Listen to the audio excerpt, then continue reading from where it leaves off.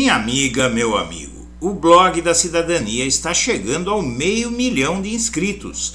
Falta muito pouco, apenas 3.000.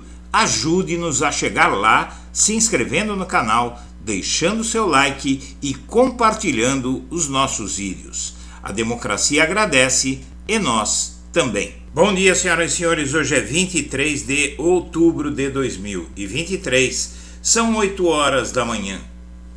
Lula venceu. Massa e o peronismo atropelaram el louco Milei.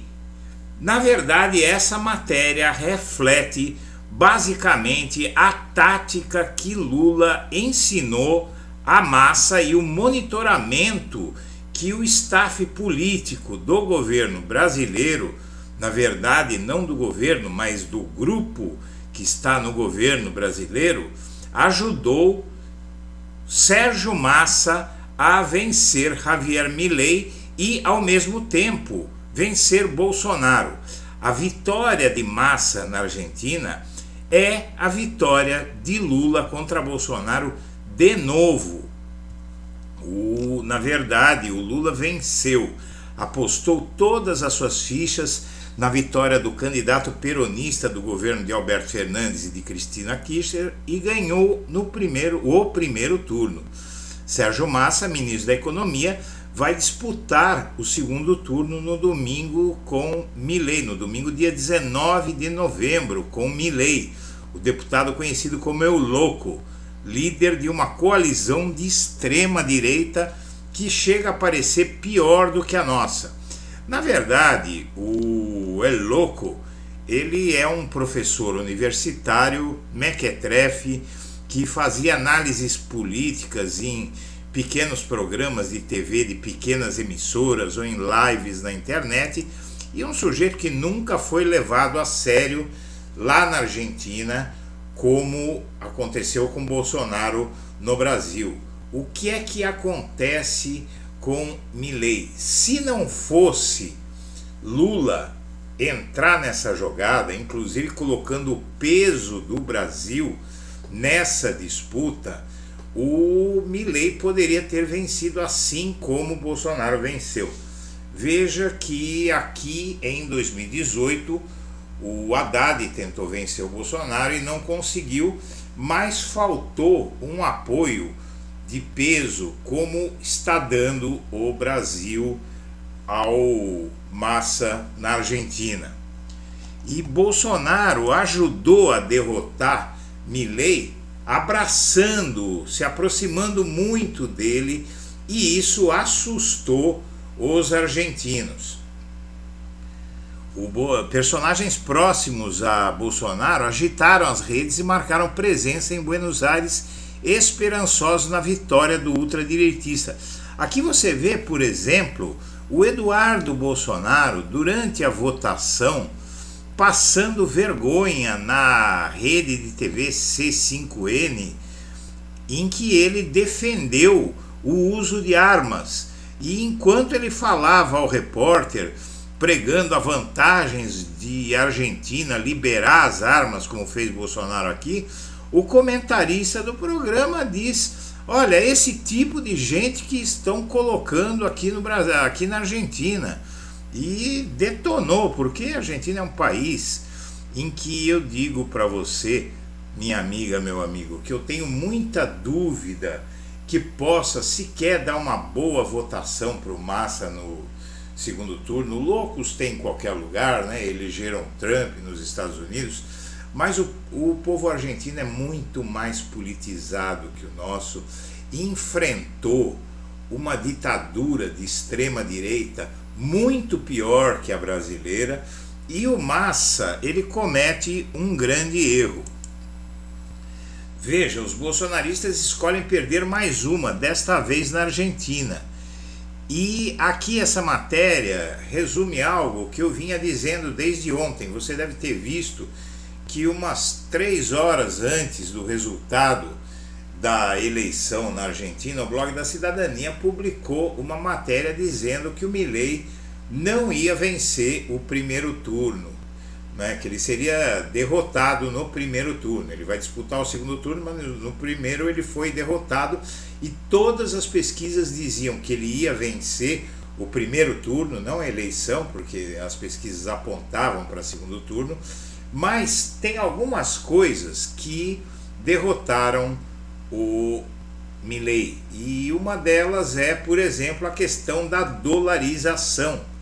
A dolarização é um problema que surgiu na Argentina na primeira década, no fim do século XX, na primeira década do século XXI, que afundou, na verdade acabou, a dolarização na Argentina acabou em 2001, né? E a dolarização acabou com a Argentina. Eu mesmo perdi uma grande quantidade de dinheiro, eu tinha uma empresa exportadora, perdi uma grande quantidade de dinheiro na Argentina, porque o governo fez como o Collor aqui. Aqui no Brasil, o Collor confiscou a poupança. Lá na Argentina, o governo Fernando de la Rúa, que sucedeu o governo Carlos Menem, que implantou o plano austral, né, que foi um plano que dolarizou a economia, como fez o plano real aqui. Indexou a moeda deles ao dólar, e aquilo fez com que os argentinos se endividassem em dólar. E de repente,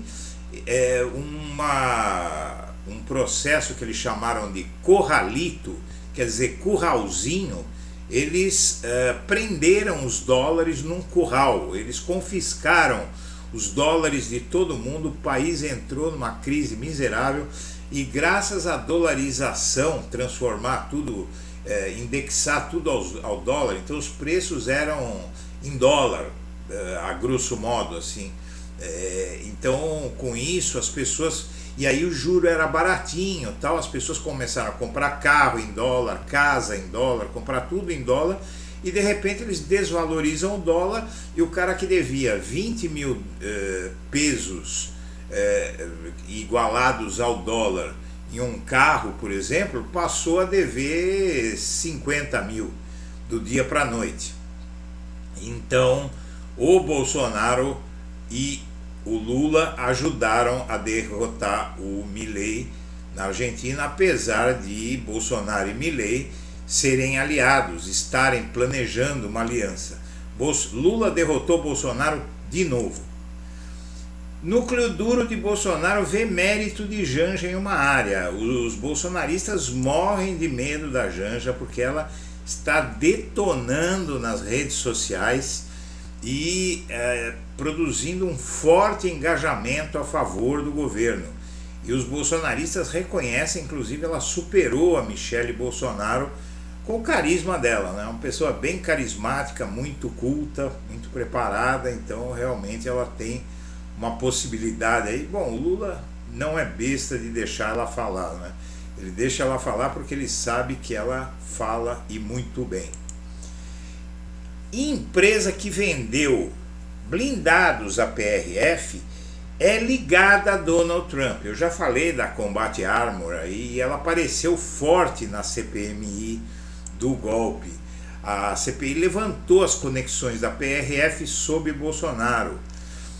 E, na verdade, essa empresa, ela vendeu um monte de blindados caros, por mais de 35 milhões de reais, e é uma empresa que não tinha experiência nenhuma. Esses blindados ficaram encostados, era muito blindado, a PRF não precisava de tantos desses blindados. Isso é um mega esquema de corrupção e vai pegar de novo o bolsonarismo. E mais essa, já pegou o ex-chefe da PRF.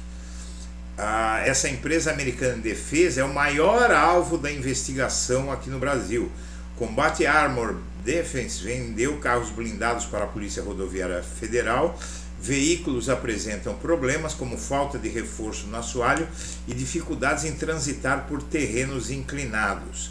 E além de tudo isso, é um veículo que não tem tanta validade na Polícia Rodoviária Federal. A Polícia Rodoviária Federal é a polícia rodoviária, ela atua nas estradas.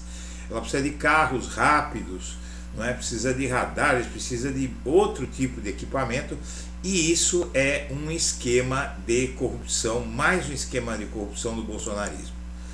A Polícia Federal, inclusive, trabalha agora para resgatar os 30 mil monitoramentos de adversários de Bolsonaro que a ABIN apagou. Mas a gente sabe que equipamento eletrônico não adianta apagar somente os dados, porque fica registrado numa memória oculta. Então logo todos vão saber quem foi monitorado pelo Bolsonaro. E a gente tem uma boa ideia de quem é. 30 mil pessoas é muita coisa. Por exemplo, gente que fala na internet contra o Bolsonaro, como eu e outros aí, dificilmente não foram grampeados. Após abraçar a agenda anti-STF, o Pacheco dá novo passo à direita. Ele está se endireitando. Por quê? Porque ele quer ser candidato a prefeito de Belo Horizonte e ele está atacando o Supremo, está mostrando quem é. Na verdade, a gente tinha até uma impressão de que era um político melhor, tal, mas é tão ruim quanto os outros políticos de direita. E a PGR vai completar um mês sem chefe titular nesta semana. E, na verdade, há uma estratégia de deixar a PGR interina no cargo por mais um tempo, até o Lula achar alguém que preenche o perfil que ele espera de um procurador-geral da República, e essa pessoa sendo interina, podendo ser demitida a qualquer momento, ela vai pensar duas vezes antes de fazer besteira. E no Brasil, pessoas negras são mais vítimas de erro médico e acidentes em cirurgias, mais essa, né? Mas na verdade, quem é que não sabe disso, pessoal? A situação das mulheres, da população negra no Brasil é muito complicada, né? Porque quando a gente fala em mulheres, a gente não está falando nessas patricinhas, nessas mulheres de classe média alta, a gente está falando da mulher negra, pobre, né? Muitas vezes nordestina, que são pessoas que sofrem muito.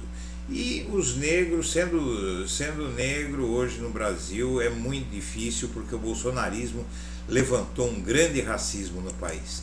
E por fim, o Alexandre de Moraes vai morder 1/5 da aposentadoria do Roberto Jefferson por conta de condenação por calúnia e difamação. Senhoras e senhores, agradecemos a atenção e estaremos de volta a qualquer momento em edição extraordinária.